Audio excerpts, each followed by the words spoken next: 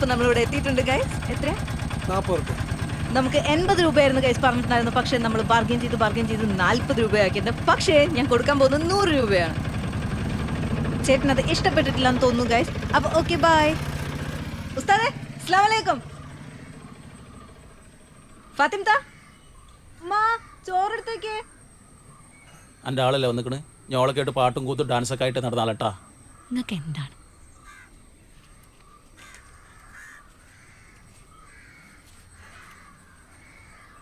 ആദ്യമില്ലേ നമ്മളെ തട്ടങ്ങനെ പകുതി ശരിയാക്കി വെക്കണം. എന്നിട്ട് ആ ക്യാമറ ഇങ്ങനെ ഓൺ ചെയ്യുമ്പോൾ തട്ടൊക്കെ വേഗം ഇങ്ങനെ നല്ലോണം ശരിയാക്കി മുടിയൊക്കെ നേരെയാക്കണം.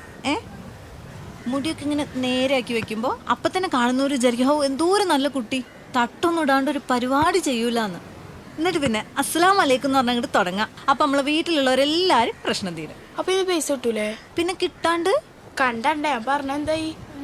ആന്ന് എന്റെ കാര്യങ്ങളൊക്കെ ഇതിലല്ലേ നടക്കുന്നേ. ആ നിങ്ങൾ വരും നമുക്കൊരു വീഡിയോ. ഞങ്ങൾ രണ്ടാളും കൂടി ആയിക്കോളി.